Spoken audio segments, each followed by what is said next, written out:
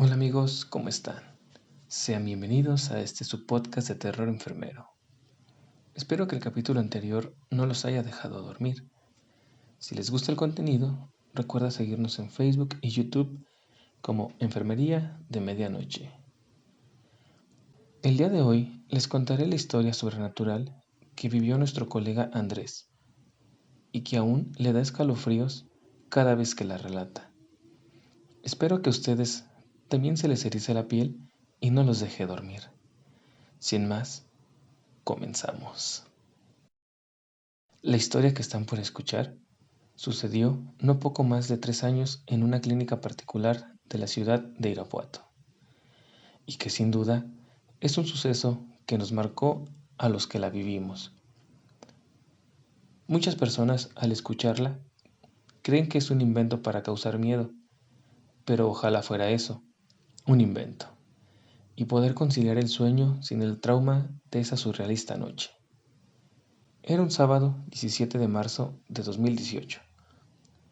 Esa noche me tocaba cubrir guardia en el área de urgencias, junto a otras dos compañeras, Angélica y Sandra. Recuerdo haber despertado temprano para ir a desayunar con mi novia Lucero a un pequeño establecimiento cerca del centro de la ciudad.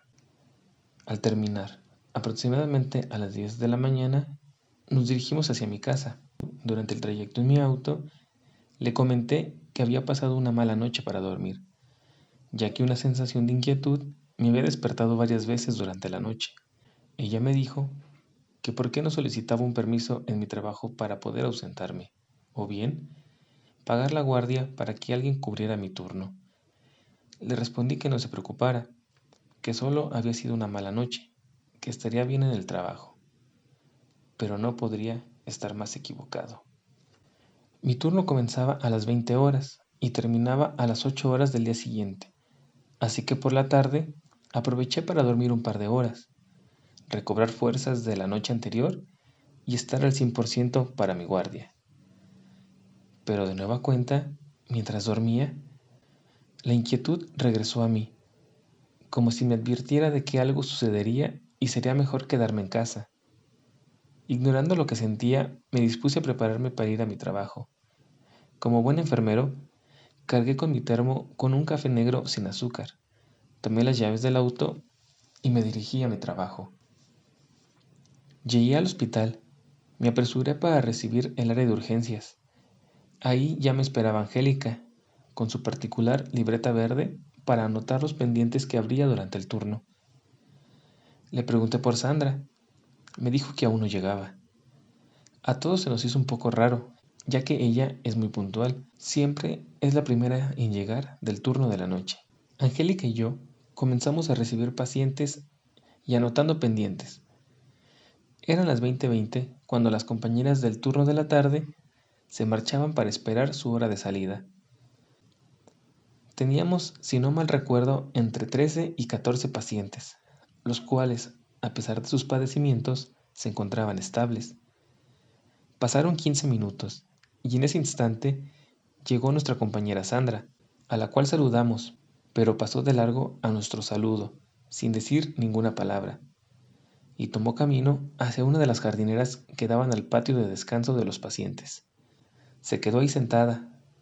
Mi compañera y yo decidimos dejarla sola, ya que nos había molestado que no nos había devuelto el saludo. Fuimos hacia la central de enfermería a esperar la llamada de la jefa de enfermeras y reportar que habíamos llegado los tres a nuestra guardia.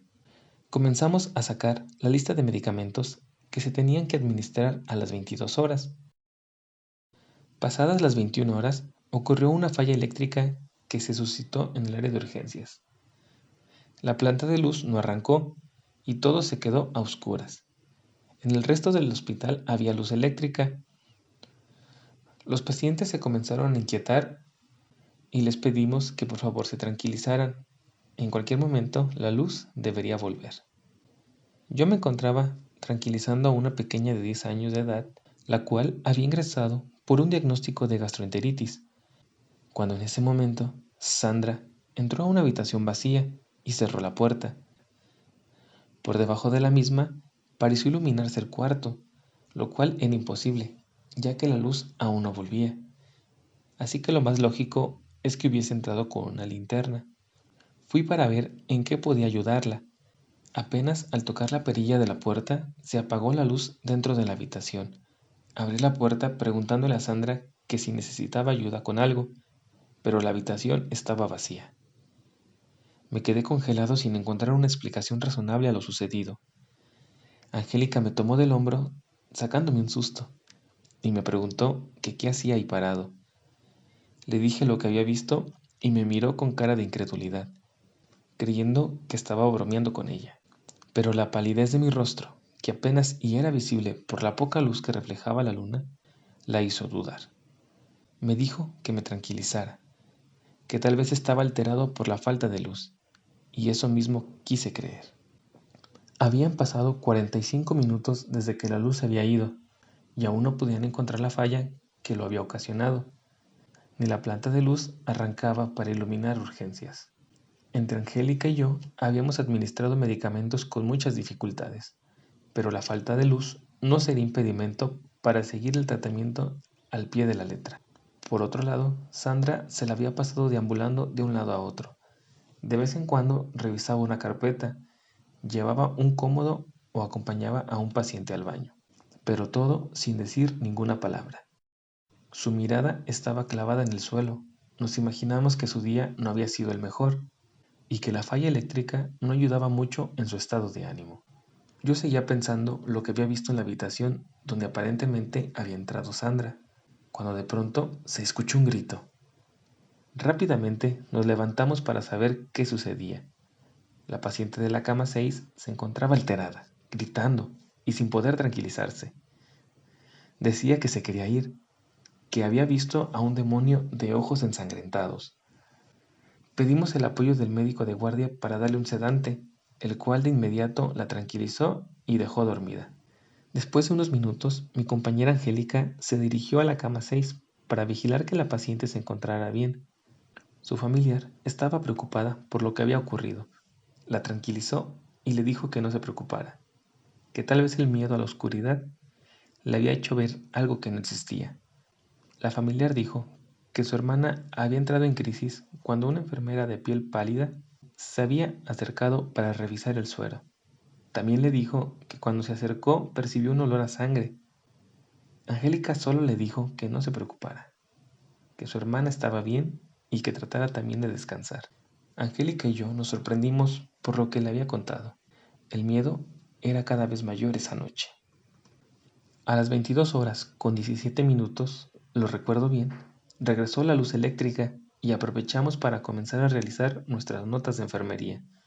Angélica y yo nos preocupamos porque no veíamos a Sandra por ningún lado, pero como ya íbamos un poco atrasados, no fuimos a buscarla. A los 5 minutos, el sonido de la sirena de ambulancia nos alertó y fuimos rápidamente al área donde ingresan los traslados de urgencia. Paramédicos gritaban que prepararan el cuarto de choque, que la paciente había entrado en paro cardíaco en ese momento. Pedí los datos de la paciente, pero no estaba identificada. Solo contaban como referencia su uniforme de trabajo, para saber que era enfermera. Al ver bajar a la paciente de la ambulancia, Angélica y yo nos quedamos petrificados. La paciente era Sandra, nuestra compañera de guardia. Los paramédicos gritaban que los auxiliáramos para iniciar con el código azul. Angélica se tiró al piso. Yo sin saber cómo, me dirigí al área de choque para tratar de ayudar a Sandra. Su uniforme se encontraba bañado en sangre. Se podían ver y palpar múltiples fracturas. Sus ojos llenos de sangre por el traumatismo. Hicimos todo lo que estuvo a nuestro alcance, pero lamentablemente, minutos después, fue declarada muerta. Pregunté a los paramédicos si sabían qué le había ocurrido. Me relataron que habían recibido un reporte de un accidente en la carretera Irapuato-Salamanca, donde aproximadamente a las 19:30 horas, un autobús de transporte de personal de una fábrica había perdido el control e invadió el carril contrario. Se había impactado de frente contra el automóvil de Sandra, quedando debajo del autobús. Tardaron aproximadamente una hora para darse cuenta que Sandra aún continuaba con vida, pero con varias lesiones de gravedad. Como el autobús estaba sobre ella, llamaron a bomberos y equipo de rescate para poder quitárselo de encima con la mayor precaución y no causar que el autobús la aplastara. Fue una tarea que les tomó alrededor de 2 horas. Al ver su uniforme, se dieron cuenta del hospital donde trabajaba y decidieron llevarla ahí. Fue así como llegó con nosotros, pero lamentablemente no se pudo hacer nada para salvarle la vida.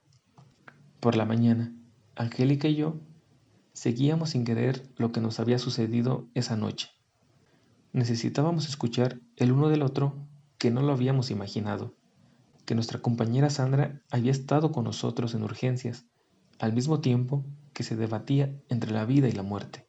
Aún nos aterra recordar lo que en esa noche tétrica nos ocurrió.